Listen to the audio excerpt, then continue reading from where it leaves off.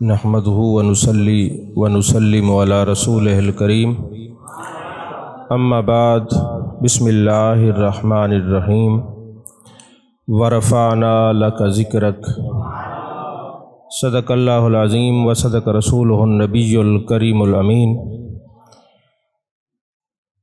قال اللہ تبارک و تعالی فی شان حبیبہ مخبرا و آمرا ان اللہ و ملائکتہ یصلون علی النبی یا ایہا الذین آمنوا صلوا علیہ وسلموا تسلیما اللہم صلی علی سیدنا و مولانا محمد الصلاۃ والسلام علیک یا رسول اللہ وعلی آلک و صحابک یا حبیب اللہ۔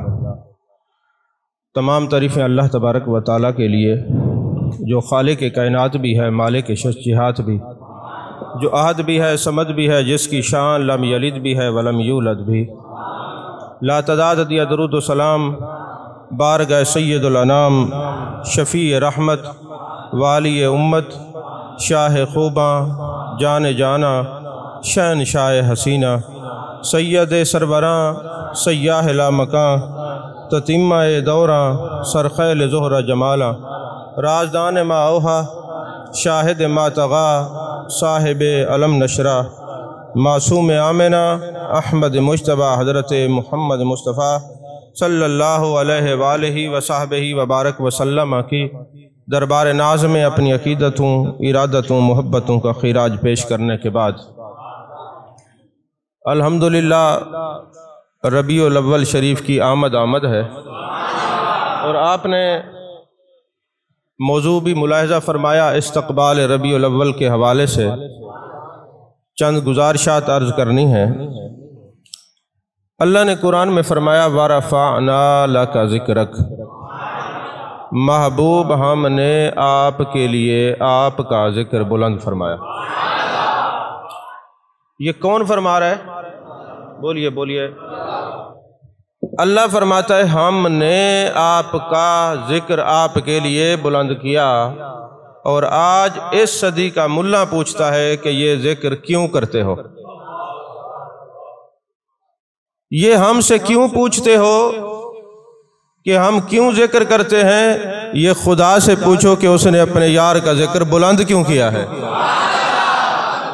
تمہارا سوال سنی سے نہیں بنتا، تمہارا سوال عاشق سے نہیں بنتا، تمہارا سوال امتی سے نہیں بنتا، تمہارا سوال مخلوق سے نہیں بنتا، تمہارا سوال بنتا ہی خالق سے ہے۔ اسی لیے تو اعلیٰ حضرت نے کہا تم پر میرے آقا کی عنایت نہ سہی، نجدی و کلمہ پڑھانے کا بھی احسان گیا۔ جیسے نبی نے کلمہ پڑھایا ہے، اس کے ذکر کے بارے میں پوچھتے ہو کہ کہاں لکھا ہے؟ اگر پوچھتے ہو کہاں لکھا ہے تو جو اللہ کے بندے ہیں ان کے نصیب میں لکھا ہے۔ اللہ نے ذکر بلند کیا ہے، بندے ذکر کرتے رہیں گے۔ اب اس پر بھی ایک شعر حاصل گفتگو ہے، وَرَفَعْنَا، ہم نے بلند کیا، یہ نہیں فرمایا میں نے بلند کیا۔ توجہ ہے کہ نہیں ہے؟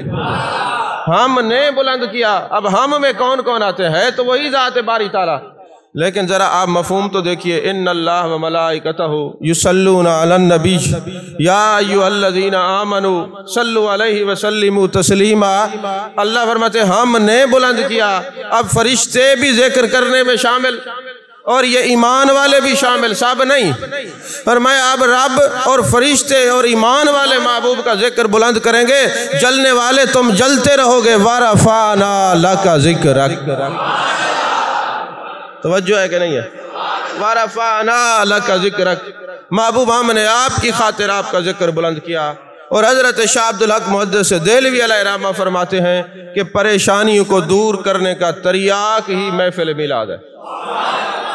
اور شاہ عبدالحق محدث دہلوی عام آدمی نہیں، حضرت شاہ عبدالحق محدث دہلوی رحمت اللہ علیہ وہ ہیں کہ جو ریاض الجنہ میں بیٹھ کر حدیث پڑھاتے تھے۔ محبوب علیہ السلام کا دیدار ہوا، میرے آقا نے فرمایا برے صغیر میں جاؤ اور علم الحدیث کو پھیلاؤ۔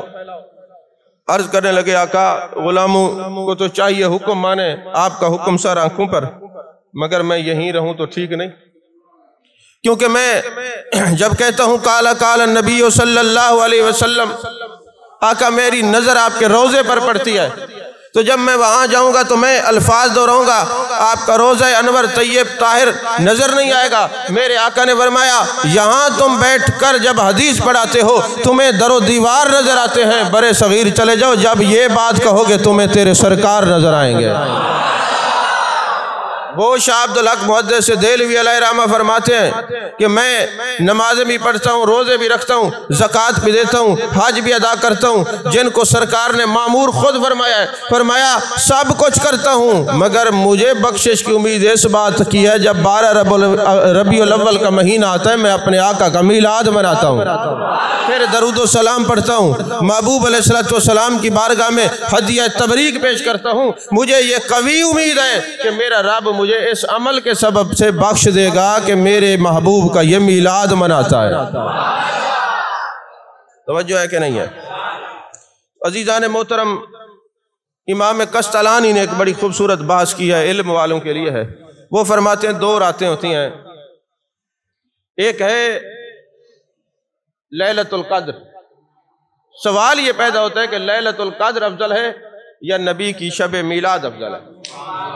ایک بات ہے، امام قسطلانی نے لکھا، فرمایا کہ یہ جو شب میلاد ہے یہ لیلۃ القدر سے افضل ہے۔ اب وہ دلائل دیتے ہیں، استقبال ربیع الاول ہے نا جی، اب وہ دلائل دیتے ہیں کہ یہ شب میلاد لیلۃ القدر سے افضل کیوں ہے؟ فرمایا کہ یہ جو شب میلاد ہے اس رات میں محبوب کی جلوہ گری ہوئی ہے اور لیلۃ القدر میں قرآن نازل ہوا ہے۔ اب قرآن جو ہے وہ نازل ہوا ہے لیلۃ القدر میں اور صاحب قرآن کی جلوہ گری ہوئی ہے شب میلاد میں۔ فرمایا چونکہ یہ میلاد والا افضل ہے۔ اب یہاں پر ہر بندہ بات کو سمجھ نہیں سکتا۔ کلام کی 2 قسمیں ہیں، ایک ہے کلام لفظی، ایک ہے کلام نفسی۔ اس امت کے اندر عرصہ دراز سے ایک فتنہ تھا کہ قرآن افضل ہے یا صاحب قرآن افضل ہے۔ جیسے یہ نور بشر کے جھگڑے مناظرے چلتے آ رہے ہیں نا، اسی طرح امت میں سالہ سال سے یہ جھگڑے تھے۔ اس جھگڑے کو مٹانے والی شخصیت کا نام اعلیٰ حضرت عظیم المرتبت اشاہ امام محمد رضا فاضل بریلوی ہے۔ اس فتنے کو لگام اس بندے نے ڈالی ہے، اس مرد کلندر اور مرد مجاہد نے۔ ایک مکے کے بندے نے فتویٰ لکھا، اس سے کسی نے پوچھا قرآن افضل ہے یا صاحب قرآن؟ امام احمد بن حنبل سے لے کر اعلیٰ حضرت کے دور تک ایک فتنہ تھا، لیکن آپ دیکھیں اتنی عمر میں آپ چلے گئے، آپ نے یہ فتنہ نہیں سنا کیونکہ اس کا دروازہ ہی اعلیٰ حضرت نے بند کر دیا۔ تو انہوں نے کہا بریلی کے اندر ایک شخص ہے جس کا نام امام محمد رضا ہے، اس وقت آپ نوجوان تھے، وہ اس فتنے کا دروازہ بند کر سکتا ہے، لہذا آپ کو فتویٰ لکھا گیا۔ آپ نے سوال پڑھا، سوال لکھنے کے بعد آپ نے جواب لکھا اور جواب کی 2 صورتیں فرمایا، ایک کلام لفظی ہے، ایک کلام نفسی۔ کہا کلام کی 2 صورتیں، ایک وہ کلام الہی ہے جو سیدھا محبوب کے قلب نازنین پہ نازل ہوتا ہے، اور ایک وہ ہے موجود بین الدفتین جو جلد کی صورت میں آپ کے ہاتھوں میں ہے، یہ کاغذ پر لکھا ہوا ہے، روشنائی سے لکھا ہوا ہے۔ اعلیٰ حضرت کی حیثیت دیکھیں، سیاہی نہیں کہا سیاہی کہیں اور استعمال ہوتا ہے، جب کلام کے لیے ہوگا تو پھر یہ روشنائی کہا جائے گا۔ آپ کیا سمجھیں اعلیٰ حضرت؟ اعلیٰ حضرت تو محبت رسول کا دوسرا نام ہے، ادب رسول کا دوسرا نام ہے۔ پتہ نہیں اب اعلیٰ حضرت کے نام سے لوگ چڑھتے کیوں ہیں، مجھے سمجھ نہیں آتی۔ اب ہوا یہ کہ جناب والا آپ نے فرمایا یہ جو موجود بین الدفتین ہے، جلد کی صورت میں ہے، یہ گتا اوپر لگا ہوا ہے، کاغذوں کے اوپر قرآن لکھا ہوا ہے، روشنائی سے لکھا ہوا ہے، یہ مخلوق ہے۔ چونکہ میرے مصطفیٰ مخلوق سے افضل ہیں، وہ جو کلام محبوب کے قلب ناظرین پر نازل ہوتا ہے وہ کلام الہی ہے، وہ محبوب سے افضل ہے، اور جو آپ ہاتھوں میں لے کے پڑھ رہے ہیں اس سے میرے مصطفیٰ افضل ہے۔ توجہ ہے کہ نہیں ہے؟ میں یہ علمی بات کو بالکل آسان کر کے سمجھایا ہے کہ آپ کی سمجھ شریف میں بیٹھ جائے۔ تو جس رات قرآن آیا وہ لیلۃ القدر ہے، اور میرے مصطفیٰ جب دنیا میں آئے یہ شب میلاد ہے۔ امام قسطلانی فرماتے ہیں کہ چونکہ اس رات میں جو ہے جب قرآن آیا یہ بھی رات افضل، لیکن اس سے افضل وہ رات ہے جس رات میں میرے مصطفیٰ کریم صلی اللہ علیہ وسلم کی جلوہ گری ہوئی ہے۔ اور پھر دوسری وجہ یہ ہے کہ جب لیلۃ القدر آتی ہے تو فرشتے نازل ہوتے ہیں، اور جب یہ شب میلاد ہے اس میں تو میرے مصطفیٰ کی جلوہ گری ہے، آپ فرشتوں کے بھی رسول ہیں۔ اور پھر فرمایا یہ جو قرآن ہے نا، وَنُنَزِّلُ مِنَ الْقُرْآنِ مَا هُوَ شِفَاءٌ وَرَحْمَةٌ لِّلْمُؤْمِنِينَ، یہ قرآن اور شفا مومنوں کے لیے کیا ہے؟ رحمت ہے۔ قرآن مومنوں کے لیے رحمت اور شفا ہے، اور میرے آقا سارے جہانوں کے لیے رحمت ہے۔ اور پھر فرمایا اگر کوئی یہ سوال کرے کہ لیلۃ القدر جو ہے ہر سال آتی ہے اور شب میلاد تو محبوب علیہ السلام تو ایک دفعہ آپ دنیا میں تشریف لائے، ہر سال کیوں مناتے ہیں؟ ہم نے کہا قرآن بھی تو لیلۃ القدر میں نازل ہوا، ہر سال کیوں مناتے ہیں؟ اگر قرآن کے آنے کی برکات سال بعد لوٹ کے آتی ہیں تو میرے مصطفیٰ کے میلاد کی برکات بھی سال بعد لوٹ کے آتی ہیں۔ عزیزان محترم، پھر وہ سوال یہ ہوتا ہے کہ کیا جان کائنات، جان عالم مصطفیٰ، جان رحمت صلی اللہ علیہ وسلم کے صحابہ نے میلاد منایا؟ آپ جو میلاد مناتے ہیں، میں نے کہا ہاں، وہ تلواریں لے کے کہتے تھے سرکار آ گئے، سرکار آ گئے، ہم جھنڈیاں لے کے کہتے ہیں سرکار آ گئے، جملہ ہم بھی وہی کہہ رہے ہیں کہ سرکار آ گئے۔ یہ جو محبوب کی زندگی میں جنگیں ہوئی ہیں، 83 جنگیں ہوئی ہیں، کس لیے تھیں؟ کہ میرے مصطفیٰ کو مانو۔ اور یہ جو انکار کرتا تھا صحابہ چل چل کے بتاتے تھے، گھر گھر کریا کریا جا کے بتاتے تھے کہ میرے سرکار آ گئے، میرے سرکار آ گئے۔ اب چونکہ جنگ نہیں ہو رہی، امن میں بھی تو کہا جائے گا نا میرے سرکار ہے، جملہ تو وہی بولا جا رہا ہے۔ اب 1,24,000 پیغمبر آئے، حضرت آدم علیہ السلام سے لے کر حضرت عیسیٰ علیہ السلام تک سب نے یہی کہا ہے محبوب آئیں گے، محبوب آئیں گے، محبوب آئیں گے۔ وہ 1,00,000 کم و بیش 24,000 پیغمبر بھی آمد مصطفیٰ کا ذکر کرتے رہے، اور قیامت تک عاشق بھی آمد مصطفیٰ کا ذکر کرتے رہیں گے۔ بولی نہیں بدلی، وہ بھی آنے کا ذکر کرتے تھے، ہم بھی آنے کا ذکر کرتے ہیں۔ عزیزان محترم، کہتے ہیں کیا جان کائنات، جان عالم صلی اللہ علیہ وسلم کے صحابہ نے میلاد منایا؟ یہ حدیث آپ کروڑوں بار سن چکے، آپ کو یاد ہے، بلکہ آپ کی آنے والی نسلوں کو بھی یاد ہے الحمدللہ۔ سنی ہو اور آمد مصطفیٰ یاد نہ ہو۔ اچھا، ایک نکتہ میں نا کبھی کبھی سوچتا ہوں، آپ سے شیئر کرنا چاہتا ہوں۔ آپ سیرت حلبیہ اٹھائیں، تاریخ الخمیس اٹھائیں، سبل الہدی والرشاد اٹھائیں، یہ ساری کتابیں ہیں۔ اس کے اندر محبوب علیہ السلام کے میلاد کا ذکر ہے۔ اس میلاد کے ذکر میں جو بھی آپ کتاب اٹھائیں گے نا تو اس میں یہ لکھا ہوگا کہ محبوب علیہ السلام جب دنیا میں آئے تو آپ نے آتے ہی فرمایا رب حب لی امتی، اے اللہ میری امت کو بخش دے۔ یہ کون سا دن تھا؟ ولادت کا دن تھا، اور 12 ربیع الاول تھی۔ اچھا، کیا قرآن نے محسن کے احسان کو ماننے کا فرمایا ہے، حکم دیا ہے، یا بھولنے کا فرمایا ہے؟ ماننے کا فرمایا ہے۔ تو پھر وہ آئیں 12 ربیع الاول والے دن، امت کو نہ بھولیں، اور امت 12 ربیع الاول کو کہے کہاں لکھا ہے؟ کیا احسان کا بدلہ یہی دیا جا رہا ہے؟ توجہ ہے کہ نہیں ہے؟ میرے آقا نے فرمایا رب حب لی امتی، اے اللہ میری امت کو بخش دے۔ تمہیں کس نے کہا ہے کہ کافی ساری محفل کراؤ؟ کس نے کہا ہے کہ تم اتنا خرچہ کرو؟ ویسے کرو تو کوئی حرج نہیں ہے، اپنے آقا کے نام پہ کر رہے ہو، چٹی پڑ جائے وہ بھی تو بھرتے ہو، لیکن خوش ہو کے محبوب کا ذکر کراؤ۔ کس نے منع کیا ہے؟ اگر یہ نہیں کر سکتے تو کم از کم اپنی اولاد کو بٹھا کے یہ تو بتاؤ آج 12 ربیع الاول ہے، آج کے دن میرے آقا کی جلوہ گری ہوئی، جس دن محبوب آئے ہیں اس دن سے آج تک کسی پر عذاب نہیں، کیونکہ قرآن کہتے وَمَا كَانَ اللَّهُ لِيُعَذِّبَهُمْ وَأَنْتَ فِيهِمْ۔ محبوب جہاں آپ ہوں گے وہاں عذاب نہیں ہوگا، جہاں آپ ہوں گے، چونکہ آپ رحمت ہے۔ جہاں روشنی ہوتی ہے اندھیرا نہیں ہوتا، اور جہاں اندھیرا ہوتا ہے روشنی نہیں ہوتی۔ جہاں جنگ ہوتا ہے امن نہیں ہوتا، جہاں امن ہوتا ہے وہاں جنگ نہیں ہوتی۔ جہاں رحمت ہوتی ہے وہاں عذاب نہیں ہوتا، جہاں عذاب ہوتا ہے وہاں رحمت نہیں ہوتی۔ اور فرمایا وَمَا كَانَ اللَّهُ لِيُعَذِّبَهُمْ وَأَنْتَ فِيهِمْ۔ محبوب جہاں آپ ہوں گے میرا عذاب نہیں ہوگا، جہاں آپ ہوں گے، ذرا جملے کو سمجھیے، قرآن ہے، جہاں آپ ہوں گے وہاں میرا عذاب نہیں ہوگا۔ تو سمجھیے اور جانیے اس بات کو، جس گھر میں محبوب ہوں گے عذاب نہیں ہوگا، جس دل میں محبوب ہوں گے عذاب نہیں ہوگا، جس قبر میں محبوب ہوں گے عذاب نہیں ہوں گے، جس جگہ محبوب ہوں گے قرآن کہتا ہے عذاب نہیں ہوگا۔ اب آمد مصطفیٰ کو قبر میں مان لو تاکہ عذاب سے بچ جاؤ۔ جنہوں نے اپنے کتابیں لکھی ہیں معاذ اللہ ختم ہو گئے، یہ ہو گیا، قبر میں عذاب تو ان کو ہوگا، ان کے مبلغین رو رو کے کہتے ہیں سانپ ہوں گے، بچھو ہوں گے۔ میں نے کہا ضرور ہوں گے، کیونکہ تم مماتی ہو، تم میرے مصطفیٰ کی حیات کے قائل نہیں ہو۔ ہم حیات النبی بعد از وصال نبی کو مانتے ہیں، اس لیے محبوب ہماری قبر میں آئیں گے، اور جہاں محبوب آئیں گے قرآن کہتا ہے وما کان اللہ لیعذبہم وانت فیہم، محبوب جہاں آپ ہوں گے وہاں عذاب نہیں ہوگا۔ محبوب جہاں آپ ہوں گے وہاں عذاب نہیں ہوگا۔ تو عزیزان محترم، حدیث پاک کیا ہے؟ صحابہ نے میلاد منایا کہ نہیں؟ کتاب کا نام نوٹ کرتے جاؤ، مسلم شریف، وہ کہتے ہیں سیاہ ستہ میں نہیں ہے، مسلم شریف پہلی کتاب، نسائی دوسری، ابن ماجہ، ترمذی شریف، مسند احمد، شعب الایمان، کنز المال۔ میرے آقا کریم صلی اللہ علیہ وسلم کے صحابہ مسجد نبی کے اندر جلوہ گر ہیں، میرے آقا تیز تیز قدموں سے آتے ہیں اور فرماتے ہیں ما اجلسکم، کس لیے جلسہ کر رہے ہو؟ بیٹھنے کا مقصد کیا ہے؟ انہوں نے کیا جواب دیا؟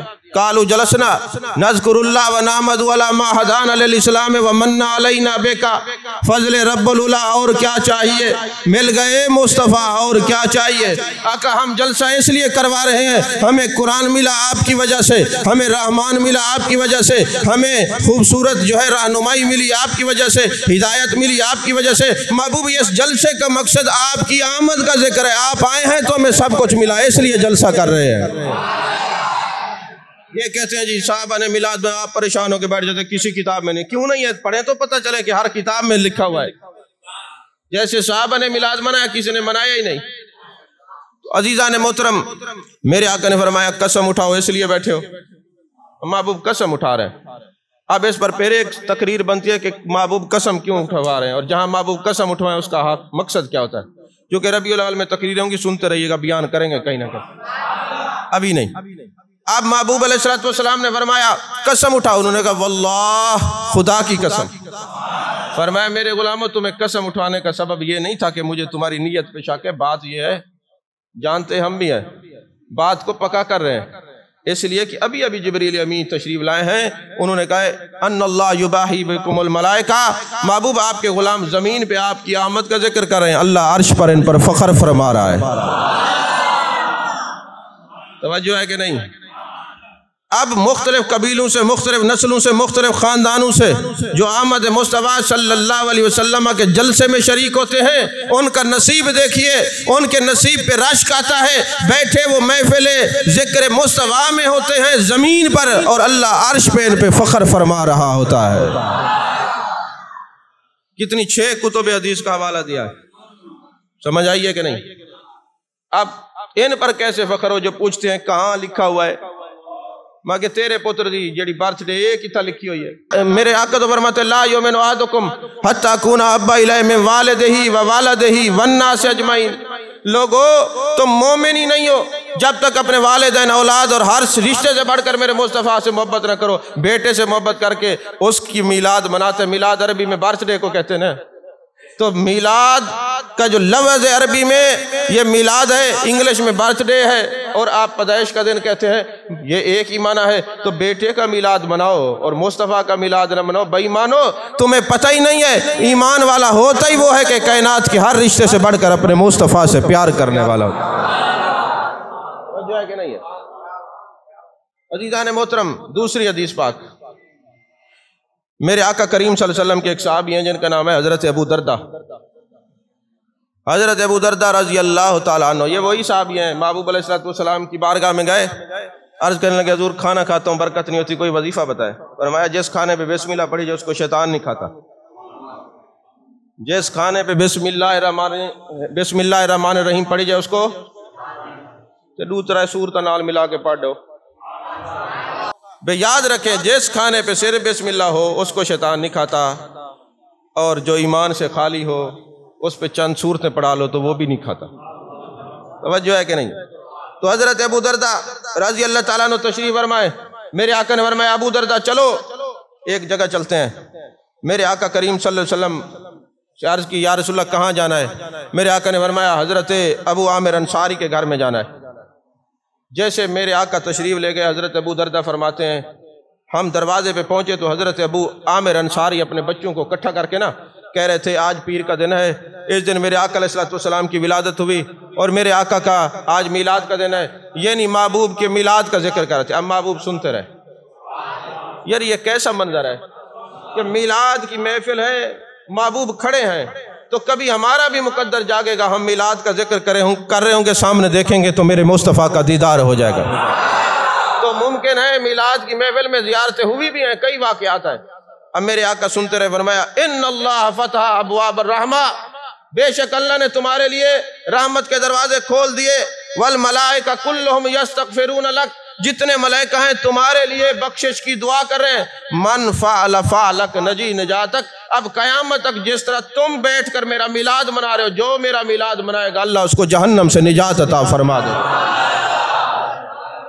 دوسری حدیث ہو گئی، آپ آتے تیسری حدیث۔ اب اس پر میں کلام نہیں کر رہا، واضح جو الفاظ ہیں حدیث پاک کے وہی بیان کر کے آگے چلتے ہیں۔ حضرت عبداللہ بن عباس رضی اللہ تعالیٰ عنہ، حضرت عبداللہ بن عباس رضی اللہ تعالیٰ عنہ فرماتے ہیں، ہاں حضرت عبداللہ بن عباس کے گھر میں وہ نہ محبوب کی ولادت کا ذکر کر رہے ہیں، محبوب کی پیدائش کا ذکر کر رہے ہیں، واقعات بیان کر رہے ہیں کہ جب محبوب آئے عرش والے خوشی منا رہے تھے، فرش والے خوشی منا رہے تھے، چرند پرند ایک دوسرے کو مبارکباد دے رہے تھے۔ میرے آقا ابھی وہ یہ بات کر رہے تھے اور کہتے ہیں آج کے دن کثرت سے درود پڑھا کرو، کثرت سے درود پڑھا کرو۔ اب وہ سارے میلاد النبی کا ذکر کریں، محبوب تشریف لائے، فرمایا قالا حلت لکم شفاعتی، تم پر میری شفاعت حلال ہو گئی، واجب ہو گئی۔ اچھا مجھے ایک بات بتائیں، ہوٹل پہ کتنے لوگ بیٹھے ہوتے ہیں؟ کبھی کسی مفتی نے کہا ہے وہاں نہ بیٹھا کرو؟ کتنی بری جگہوں پہ رش کا رش ہوتا ہے، کبھی کسی نے منع کیا ہے؟ میلاد پر کیوں کرتے ہیں؟ جہاں قرآن پاک کی تلاوت ہوتی ہے، جہاں پہ نعت پڑھی جاتی ہے، جہاں قرآن و حدیث کا درس دیا جاتا ہے، جس پہ محبوب کا سلام پڑھا جاتا ہے اور مخلوق خدا کو کھانا کھلایا جاتا ہے، ان میں سے کوئی ایک چیز بتائیں جو شریعت میں منع ہو۔ تلاوت کلام پاک منع ہے، نعتیں پڑھنا، تقریر کرنا، مخلوق کو کھانا کھلانا، پھر درد کس بات کا ہے؟ توجہ ہے کہ نہیں؟ تو پتہ چلا تمہارے عقیدے میں کوئی پرابلم ہے، ورنہ غیر شرعی کوئی کام نہیں۔ ہاں ناک پر مکھی بیٹھے گی تو ناک نہیں کاٹا جائے گا، مکھی اڑائی جائے گی۔ مسجد کے اندر جوتیاں چوری ہوں گی تو مسجد کو تالا نہیں لگایا جائے گا، جوتی چوری ہونے کا بندوبست کیا جائے گا۔ جہاں عورتیں مرد اکٹھے بیٹھے ہوں گے اس میں بھی نہیں جاؤں گا، آپ کو بھی منع کروں گا۔ جہاں پہ بدتمیزی کا طوفان برپا ہوگا، نام محفل میلاد ہوگی، میں بھی ناجائز کہتا ہوں، تمہیں بھی روکوں گا۔ جہاں پہ جلوس نکالتے ہوئے ریڑی والوں کا فروٹ اٹھا کے کھایا جائے گا، اس جلوس میں بھی نہیں جاؤں گا، آپ کو بھی منع کروں گا اور کہوں گا کہ نوجوانوں تم یہاں چوری کرنے نہیں آئے بلکہ اپنا عقیدہ بچانے آئے ہو۔ توجہ ہے کہ نہیں؟ جو خرافات جہاں ہوں گی میں ان کی مذمت کرتا ہوں اور آپ کو بھی روکتا ہوں، ایسی مجالس میں نہ جائیں جہاں عورتیں مرد اکٹھے بیٹھے ہوں، جہاں عورتیں گا رہی ہوں غیر محرم۔ آج ایک نیا رواج ہے، آج میں پچھلے سال نا کئی لوگوں نے میلاد نہیں کرا، میں نے پوچھا آپ نے میلاد نہیں کرا؟ اسی سوانی آ کے عورتیں کو ساتھ کے میلاد کروینیا۔ کہ رن مریدا تجھے یہ بھی نہیں پتا کہ عورت اونچی آواز میں قرآن پڑھے منع ہے؟ تم سپیکر لگا کے ڈیک کے اوپر محلے والوں کو سناتے ہو۔ میرے مصطفیٰ نے فرمایا اگر عورت اونچی آواز میں قرآن پڑھے غیر محرم کے کانوں میں آواز جائے تو فرشتے اور عرش کا خدا اس پہ لعنت بھیجتا ہے، تو نعتیں پڑھنا کہاں سے جائز ہے؟ تمہیں پتہ نہیں یہ کیسے نے سکھایا ہے؟ میرے مصطفیٰ کا میلاد ہو، ما کان محمد ابا احد من رجالکم ولکن رسول اللہ وخاتم النبیین، مردوں کے باپ نہیں۔ اور میرے آقا تو خود انسان کامل ہے، ان کا میلاد ہو تو پھر جو انسان ہیں جو مرد ہیں ان کو بلاؤ، وہ محبوب کا ذکر کریں۔ ہاں عورتیں ایک صورت میں میلاد کرو، اسے کمرہ باندھو، عورت کی آواز باہر نہ جائے، سپیکر لگا ہوا نہ ہو، غیر محرم مرد کا آنا جانا نہ ہو، وہاں بیٹھ کر وہ محبوب کا ذکر کریں۔ اچھی بات ہے، برکت کی بات ہے، لیکن آج کل جو تماشا بنا ہوا یہ ناجائز ہے، حرام ہے، ایسی محفل میلاد عورتوں کی جائز نہیں ہے۔ کیونکہ یہاں پرابلم یہ ہے کہ سچی بات کر دے تو پرابلم ہو جاتی ہے کہ یہ ہمیں کہا ہے، میں نے کسی کو نہیں کہا، نہ میرے ذہن میں کوئی بندہ ہے۔ سچی بات کروں، جو مسئلہ ہے اس کو بتانا، ہم دین کے چوکیدار ہیں، چوکیدارہ کریں گے، آپ راضی رہیں، مرضی آپ کی ناراض رہیں، تو مجھے تو ویسے کوئی فرق نہیں پڑتا۔ توجہ ہے کہ نہیں ہے؟ عزیزان محترم، میرے آقا نے فرمایا تم پر میری شفاعت واجب ہو گئی۔ تو پتہ چلا میلاد وہی مناتے ہیں جن پر شفاعت واجب ہونی ہوتی ہے۔ سارے میلاد النبی کی مجلس میں نزدیک نہیں جاتے، بخاری شریف کے اندر حدیث پاک ہے، ابو لہب کو تو آپ جانتے ہوں گے اچھی طرح، تب یدا ابی لہب و تب پڑھتے ہیں نا، تو یہ ابو لہب ہے جس کے بارے میں اللہ نے فرمایا ابو لہب تیرے ہاتھ ٹوٹے ہیں، یعنی مذمت فرمائی ہے، حقیقت بیان فرمائی ہے۔ تو یہ ابو لہب جو ہے جب میرے آقا علیہ الصلوۃ والسلام کی ولادت ہوئی، اب یہ امام بخاری سے پوچھیں جا کے کیوں لکھا ہے، اور یہ اس بخاری میں آپ کو مسئلے نظر آتے ہیں، یہ نظر کیوں نہیں آتی؟ پتہ چلا محبوب کی عظمت اور شان کی بات تو تمہیں نظر نہیں آتی، فطور والی کوئی بات تم فطور پیدا کرتے ہو، بخاری شریف میں کوئی فطور کی بات ہے ہی نہیں، تم سمجھے ہی نہیں، کیونکہ عشق مصطفیٰ ہو تو بخاری سمجھ آتی ہے ورنہ بخار چڑھتا ہے۔ اب یہ جناب والا حضرت عباس رضی اللہ تعالیٰ عنہ نے خواب دیکھا،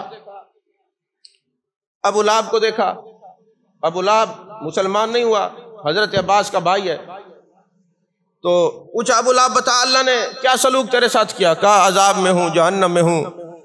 لیکن پیر والے دن جب میرے آقا کی ولادت ہوئی تھی تو سویبہ نامی عورت آئی آ کے کہا کہ اللہ نے آپ کے بھائی کے گھر چاند سا بیٹا دیا، اس نے ایسے اشارہ کیا جا میں نے تجھے آزاد کیا۔ تو ابو لہب کہتا ہے کہ پیر والے دن اسی انگلی سے کوئی میٹھا پانی نکالتا ہے، میں اس کو چوستا ہوں، میرے عذاب میں تخفیف ہوتی ہے۔